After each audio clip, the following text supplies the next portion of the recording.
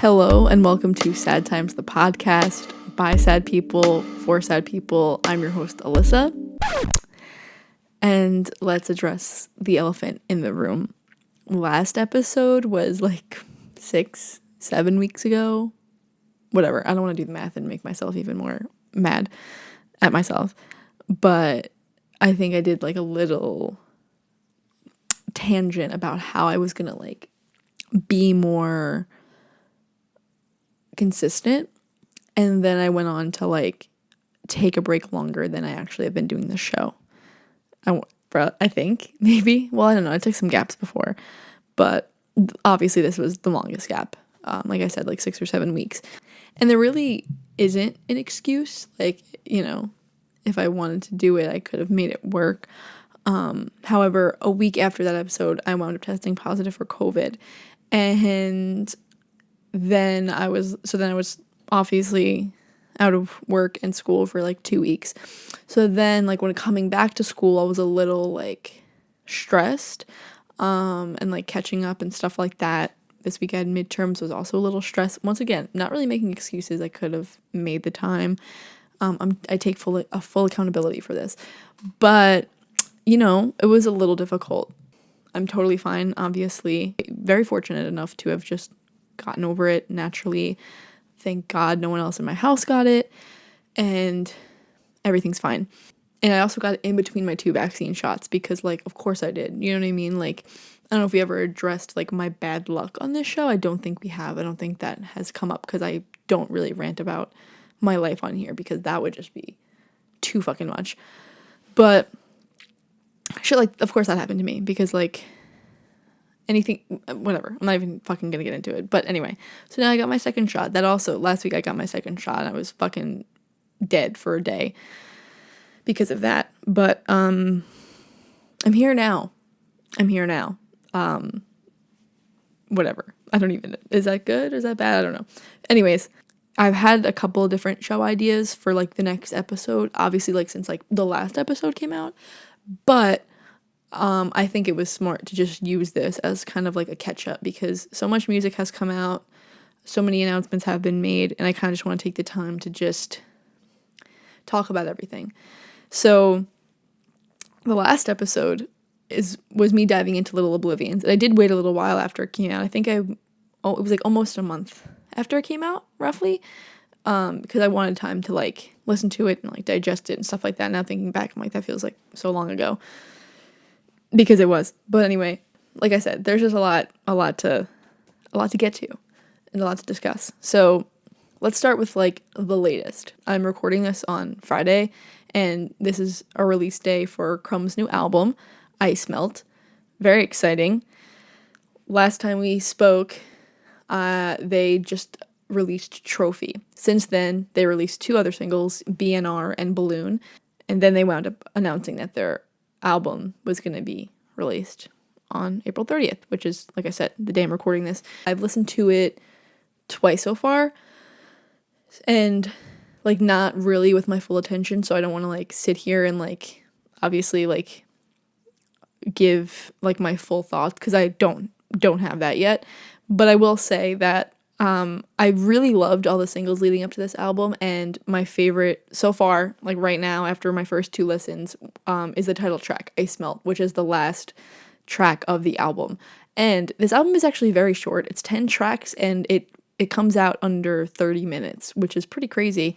But it also makes it really consumable, I guess. I'm not sure. Okay. I feel like I say this every episode, but I lose track of what I say here, what I say in my radio show, and like me just spewing bullshit out on a daily basis to the people around me. So I don't know if I mentioned this, but I'm going to say it again. La La La La is a band who has very short songs, and I think that it is very consumable in a live setting to have really short songs because you feel like they're playing more, if that makes sense. Like when, you know, they play like, you know, 10 songs in a 20-minute set, you're like, wow, that was like, you know, a lot. Meanwhile, most people would get through like 4 or 5. So I don't know. Like I said, it definitely makes it more consumable. Like when I got to the end of the album, I was like, wait, that was it. But of course, you know, I'm also greedy, and I would have not have minded if it was a fucking, you know, 40, 50-minute album. But that's just me. Anyway, so yes, Crumb album, Ice Melt, just came out today. Highly recommend you go listen to it. They released some merch with it. There was some vinyl pre-sale. I think it was I remember there was like a colored vinyl that I pre-ordered, of course, and it's supposed to be coming soon. I don't remember the color. I want to say gold, but I could be wrong. It was a couple weeks ago, and the amount of vinyls that I pre-order, like just thinking about right now, I have 4 vinyl pre-orders like pending because I'm fucking crazy, but we're gonna get to that.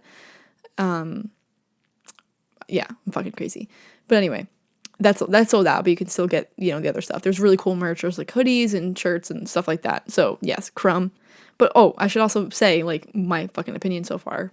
Like I said, obviously I don't have like real thoughts or anything like that, but I will say that it is Crumb. It is very Crumb. It's like their vibe. I feel like their vibe is inescapable. I feel like the type of sound that they produce is very unique to them, and it is very apparent on this album. But I'm also like able to see like the growth in the song construction and production and stuff like that. So it's really cool so far. Like I said, I really like it, but don't have a full opinion yet.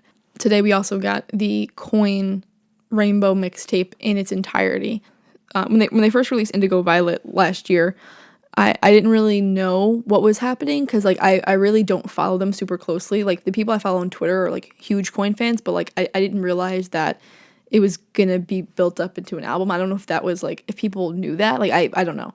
But like I've said before, at least I think I've said before, I don't know. I'm just gonna repeat myself. I only started listening to Coin probably like I wanna say I guess last year, maybe the end of 2019, because like I said, a lot of the people I follow on Twitter are really, really into them, and I heard some of Dreamland, but then like once You Are the Traffic came out, which was the first single on Indigo Violet, I think, I could be wrong, yeah, I was like obsessed.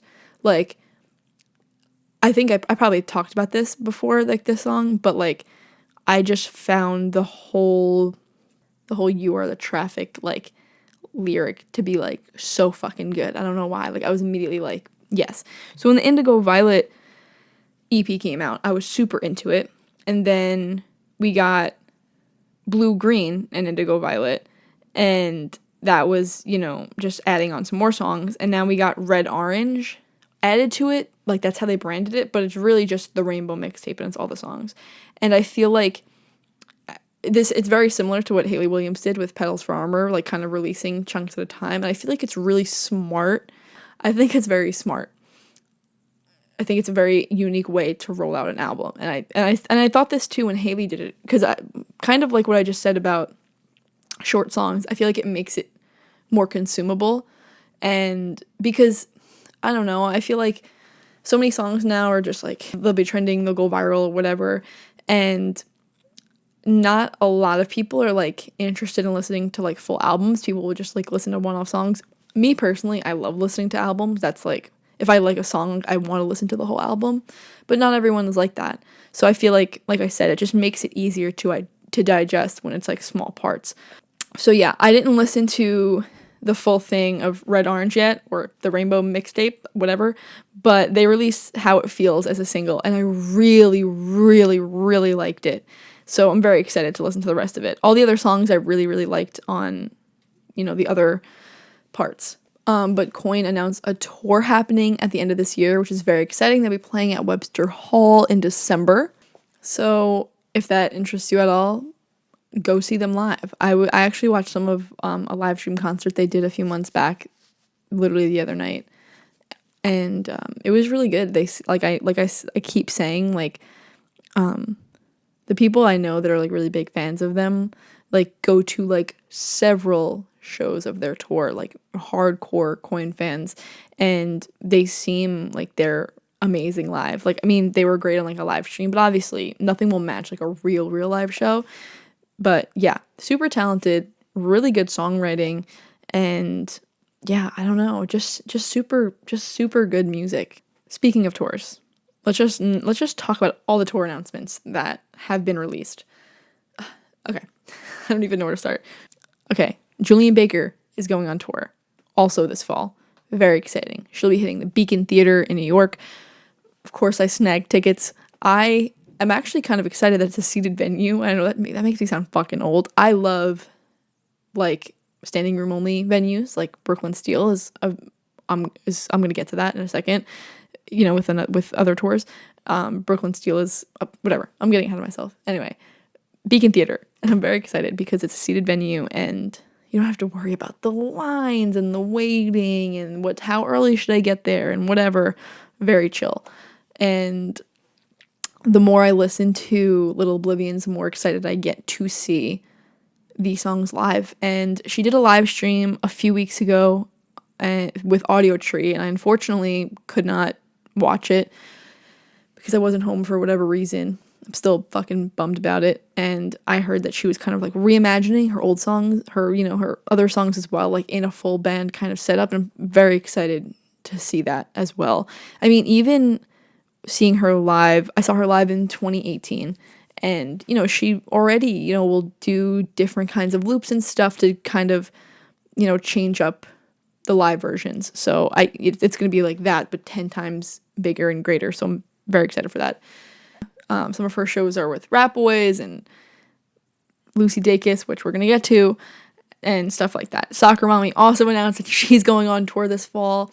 And I was like, I saw the tweet notification and I was like, and I knew that I never got refunded I had tickets to see her last year and obviously got canceled. And I was like, I didn't get refunded for those. Like, I hope that like they're going to honor the tickets or whatever, but I saw no information at first because I was fucking dumb and wasn't really looking. And then I scrolled and I saw, oh, the next tweet, read this if you have tickets. And they're going to obviously honor all the tickets. There were a couple of dates that they either couldn't reschedule or whatever. So those people are being refunded, of course, now. But yeah, and it was so nice to be like, oh, this tour is happening and I don't even have to worry about fucking getting tickets for it. So that's very exciting. I'm smiling like such a dork right now. If you're watching, you can see. If you're listening, maybe you could hear me smiling. I feel like you can hear when people smile. Does that make sense? Anyway, even talking about Soccer Mommy just gets me really, really excited because her music has literally gotten me through 2020. I was just listening to her like literally, I'm not exaggerating, like every single day. Like I had just like my Soccer Mommy playlist would just straight through. I would just put her albums on, listen to them straight through. Color Theory was one of my top albums of 2020, obviously, but I mean, I was listening to all of her stuff. It was like I was just really, really, really digging Soccer Mommy, and to see these songs live, it gets me so excited. I can't wait. And that show is at Brooklyn Steel, which is truly one of probably my favorite concert venue. And maybe I'm just like saying that because I've seen the most concerts there and like my favorite concerts there. But yeah, I don't know. I'm just super, super excited. And I want to pause for a second and say that I'm totally 100% aware that concerts could be canceled. We don't know how things are going. Like, yes, they feel like they're getting better. People are getting vaccinated, shit like that. But like, we don't really know. You know what I mean? I feel like 2020 has taught us like to not really expect anything, which is a good lesson, I guess. If nothing else, the silver lining, of course. 2020 was fucking terrible, but whatever. Anyway, so I just want to say that I'm not fucking delusional, and I know that all of these can get canceled again, but I'm just gonna manifest that they won't. Anyway, as I mentioned, Julia is doing some shows with Lucy Dacus. Lucy Dacus really fucking delivered over this little sad times hiatus. Last time we talked, she just released Thumbs, which was everything. Fans were going crazy for that. But she wound up also releasing a song called Hot and Heavy. She announced that her album Home Video will be coming out soon. She released a music video for that song. And there's so many different vinyl pressings to go pre-order and merch and all that fun stuff. And she announced a tour, which is super exciting. Some days with Julian Baker, Shamir, and Bachelor Band. Bachelor Band, of course, is Jay Som and Palehound's new band. But Lucy Dacus will be playing Brooklyn Steel. Just pointing it out that this is not pointed out by me. Everyone was talking about this on Twitter. My mutual Wendy pointed this out first, I think. I don't know if she's ever going to listen to this, but Wendy, shout out to you if you're listening at all, giving you this credit. She pointed out that Brooklyn Steel is the only date who doesn't have a confirmed special guest or opening act or co-headline or whatever term you want to use. So, and then Lucy said on Instagram Live that of course they're a special guest, they just can't announce them yet. People were kind of speculating that Julian would come. See, my thing is I like to be what some might say delusionally optimistic, and I'm like, well, maybe like they're gonna get Phoebe, maybe there's gonna be a boy genius reunion at Brooklyn Steel, maybe, you know what I mean, like that's just like what I'm manifesting, just because, you know, I snag tickets to this tour too. I just want to be selfish and say maybe that'll happen for me, but who the fuck knows. But I mean, regardless, I know that's gonna be an amazing show. These 2 songs that she released so far off home video have been incredible and also very different, like sonically. So yeah, I'm very excited because also like the whole concept of the album is basically like her like kind of going through her childhood and stuff like that and like older stories. And there's a song called VBS, which is very intriguing to me. On the Matador website, it says, this new gift from Dacus, her 3rd album, was built on an interrogation of her coming-of-age years in Richmond, Virginia. Many songs start the way a memoir might. And then it gives it an example of lyrics. In the summer of '07, I was sure I'd go to heaven, but I was hedging my bets at VBS. And all of them have the compassion, humor, and honesty of the best autobiographical writing. Most importantly and mysteriously, this album displays Dacus' ability to use the personal as portal into the universal. I can't hide behind generalizations or fiction anymore, Dacus says, though talking about these songs, she admits, makes her ache. Home video out June 25th. Super, super excited about that. So those are some of the main tours that have been announced recently. What else has happened? Phoebe Bridgers was part of Paul McCartney's 3 Imagined album, which is so fucking nuts. Like every episode is just me sucking Phoebe Bridgers' dick the whole time, but like it really just is so crazy to me. Like the more I think about it, it's so nuts. So basically, Paul McCartney released an album towards the end of last year. Then he released McCartney 3 Imagined, which is a genius fucking title, by the way. Like I don't know why, like to me, like I thought that was like literally like he had the mind of a Megamind for that, because I literally just thought it was really, really smart. But there are other artists on this as well, like Beck and St. Vincent, but Phoebe's cover is of Seize the Day, and I really, really like it. Not gonna lie, I didn't listen to the original. I don't listen to Paul McCartney. I'm not even, that sounded like I'm being like so pretentious. It's fucking Paul McCartney, like he's a fucking legend, and I'm like, yeah, I don't listen to him. I don't mean it like that. Like I just don't listen to him. But I really like her version. I honestly should listen to the original just out of curiosity. But nonetheless, Seize the Day, Phoebe Bridgers, definitely check it out because it's fucking great. Also, on the topic of Phoebe, on the topic of tours, I'm manifesting that she will be going on tour this fall as well. I feel like it's a matter of time before she announces the tour. Maybe it'll be early next year, who really knows? But like, it's definitely a matter of time. Like, she's absolutely gonna be going on tour and announcing it soon. Like, it just has to be. You know, with the way Punisher fucking took off and like brought her to this whole fucking new level. Like, she was nominated for Grammys for this fucking album. Of course she's gonna take it on the road. She misses tour so much. Whenever that happens, you know that I'll be fucking there. Like, I'm so stressed about it, and it's not even announced yet, because I know that like it's gonna be so hard to get fucking tickets. Like, I know it. Like, I know that I'm gonna be having several people try for me, and I'll be trying myself on like several devices. But I also want to go to more than one date. Even if she has like, let's say she has like 2 New York dates, I'm going to both of those, and like I want to go somewhere else, like just for fun. Like, why not? You know what I mean? Go to a different state. Because obviously, like I said, this is every episode is just me sucking Phoebe Bridgers' dick the whole time. But like, she truly is like my favorite artist right now, and this album is like so important to me. I mean, like, I fucking hope so. I have it fucking tattooed on me. But yeah, I don't know. I would just totally want to go to more than one show. I actually was listening to Punisher for like the last 2 nights driving home from school, like at night in the rain. And it's been a little bit since I like really listened to it straight through, and I was just like she really said all those things. Like, you know what I mean? Like, she really wrote this album, and it's like so fucking crazy to me. Like 2 nights ago, I kind of listened to like more of the first half, and then last night I was like, I really wanted to get to I Know the End, so I was kind of skipping a couple, and I literally had chills listening to I Know the End. Like, it was like I was like, oh my god, like I feel like I'm listening to it for the first time again. Like, just so fucking good, so fucking good. Nothing like driving at night listening to music. Literally, like, it's euphoric to me. Anyways, also Adrienne Lenker is going on tour, and she released some dates, and she's supposed to be releasing more. Of course, she released her songs and instrumentals project, towards the end of last year, and she's taken that to a tour, which is very exciting. And I'm sure Big Thief is cooking. Well, they have to be, but they actually just released a cover recently of the Breeder song "Off You." This was for 4AD's compilation called Bills and Aches and Blues, and I really like it. I'm such a Big Thief stan. I mean, I talk about them all the time. We get it.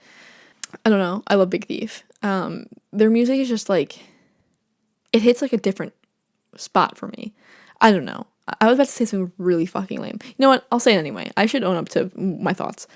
Like, all of my favorite artists like kind of do something different for me, if that makes sense. I guess that's like kind of the point of art, right? Whatever.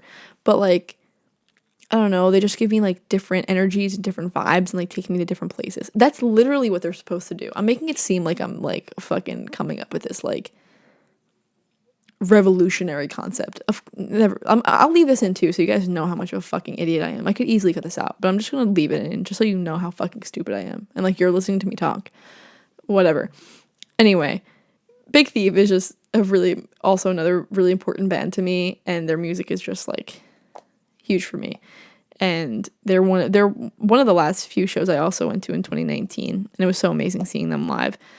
I think the closest show Adrienne has announced right now is in Buffalo.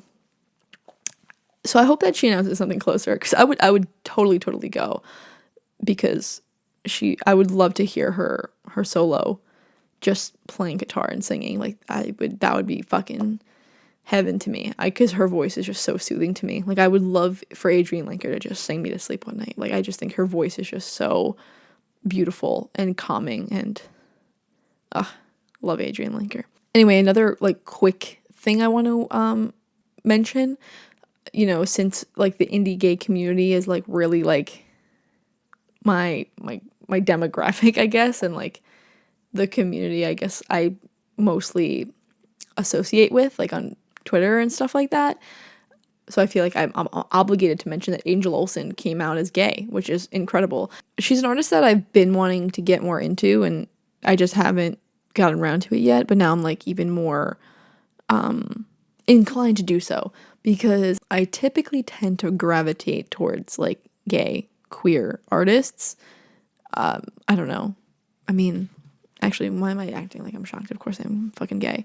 But after this came out, I mean, a lot of people like kind of, I thought she was, you know what I mean? Autostraddle is a publication I never heard of before, but there was a tweet, they made an article about Angel Olsen coming out, and the tweet with the article is, Shut Up Kiss Me is now a Canon Dyke anthem, which I fucking love. And then I was looking more at Autostraddle, and their bio on Twitter is news, entertainment, opinion, and girl on girl culture, the world's most popular independent LGBTQ women's website, which is everything. So now, I'm following them because I love that. She's having an album come out, I'm pretty sure. I remember hearing about people pre-ordering it, and there's a single out and stuff like that. So yeah, go support, a gay woman. Other like small things that have come out, Maggie Rogers released like a live piano version of Love You for a Long Time, which is like, it was like a song that she released, I think it was the end of 2019. I think it was the end of 2019, maybe. Whatever. She was like playing it on tour and stuff, and then she released it. But yeah, this cool little piano live version is really sick. She's an artist. I'm obviously very excited to hear whatever she's gonna put out. I remember she like had like an Instagram post or something saying like this is like the most free I've ever felt writing or something along those lines, which is scary because you know like on an emotional level because like God knows what the fuck we're about to get. I was recently rewatching her like video where she shows Pharrell Alaska. For those of you who don't know, she went to NYU and there was like a master class with Pharrell and like everyone was like showing him their, you know, recordings and stuff like that. And she showed him like a version of Alaska and he was just like blown away. And I just fucking love that video so much. Other like, you know, short kind of things that happened. Troye Sivan released a song with Regard and Tate McRae. It's called You. And I know technically it's like pop and like not indie, which is like I guess mainly what this podcast is about, but I'm a Troye Sivan fan, so I'm gonna talk about it. I fucking hope it blows up because it's fucking incredible. It's like the beat is amazing. As soon as it starts, I'm shaking my ass and I can't stop. So I really hope that, like I said, I hope it blows up. I hope it like gets big on TikTok or something. I hope that it's like big in the summer. It can absolutely be like a summertime anthem. So, and you know, Tate McRae is getting some really good you know, attention, radio play and stuff like that. So, you know, hopefully between the two of them, they can get this, you know, they can get a fucking hit out of this song because it's worthy 100%. Troye Sivan is so fucking talented. I'm such a fan. And yeah, also checked out his house tour on architectural design. Architectural design is a class that was offered in my middle school. Architectural Digest. And it's gorgeous. And I just, that had nothing to do with anything. I'm just connecting dots in my mind and hoping that you follow me. But yeah, I don't know. That came out recently too, and that's pretty sick if you're interested in looking at his house. I tried to show my sister, and she was so uninterested, but I loved it. Yeah, like I said, love Troye Sivan. I'm sure new music is coming from him too. Maybe we'll get a new album this year. Maybe not. Who knows? Maybe we'll get an EP. I don't know. Who knows? But just love Troye Sivan. Wanted to mention that because if you haven't heard it already, definitely check it out. You by Regard, Troye Sivan, and Tate McRae. Also, I'm not a Swiftie. I don't identify as a Swiftie. But we got Fearless, Taylor's version. And me personally, I'm a slut for piano versions of songs. So like, of course we have Forever and Always piano version. Like, you know, Taylor's version. And I was super fucking excited about that. So I just wanted to mention that because like I was to prepare for the show, I was going through like my most listened to songs in like the past fucking 30 days because, you know, I'm trying to figure out what I've been listening to since I've last done an episode, and that was on there. So I just wanted to mention that. Like I said, I don't have nothing against Taylor Swift. I'm not a Swiftie because I really just don't know like a lot of her music, like besides like her main songs. So that's why I'm saying I'm not a Swiftie. But always support women.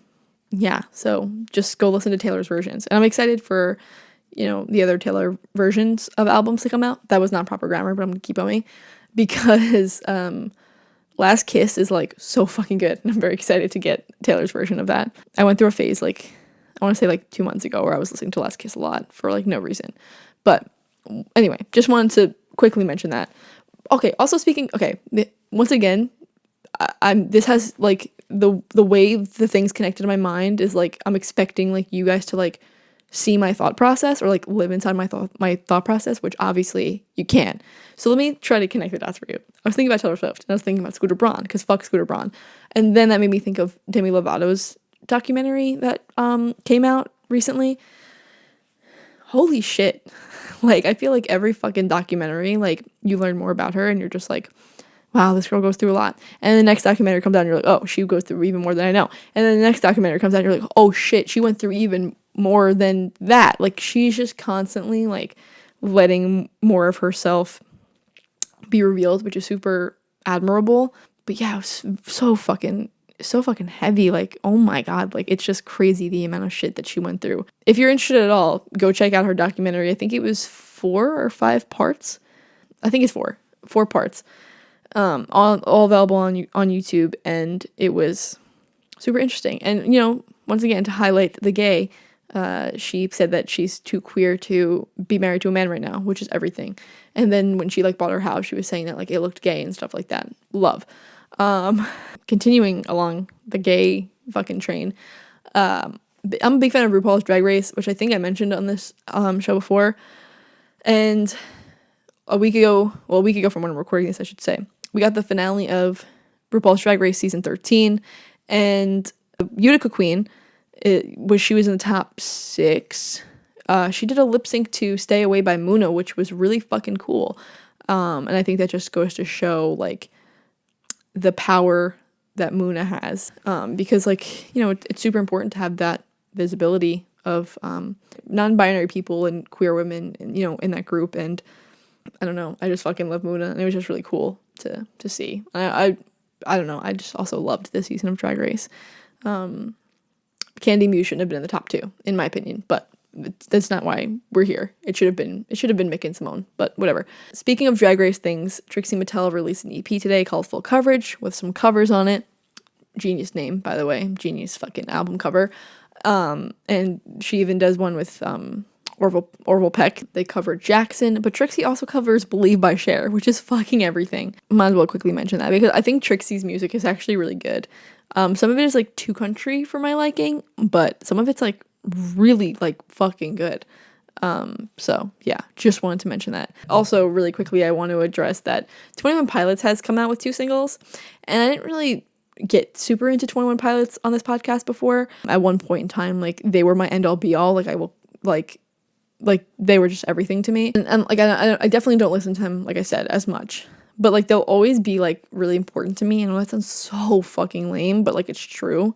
Like their music was like there for me at a very important and like dark time of my life, I guess you can say, and like really helped me through it. So like I said, it'll always be important to me. Like some of the lyrics that Tyler Joseph has written will always be some of my favorite lyrics of all time. That being said, okay, let's start from the beginning. When I found them in like end of 2013, beginning of 2014, like it was during Vessel, and like that album is incredible. And then Blurryface came out. They fucking blew up. And Blurryface is a very, very good album, and I'd be lying if I said I didn't listen to it a bunch when it came out. But like compared to Vessel for me is just home. I don't know. And then Trench came out, and some of Trench is really, really good. Most of Trench is really, really good. There's like maybe a song or two that I was never really into. Their new album, Scaled and Icy, is coming out May 21st. And first they released the song Shy Away. And it just was not it for me. I don't know. It just really didn't do it for me. Also, the song that they released last year, Level of Concern, I thought was really like... I hate like being too critical about music because like who the fuck am I? But like I didn't fucking like it. And I thought that the lyrics were like really fucking cheesy.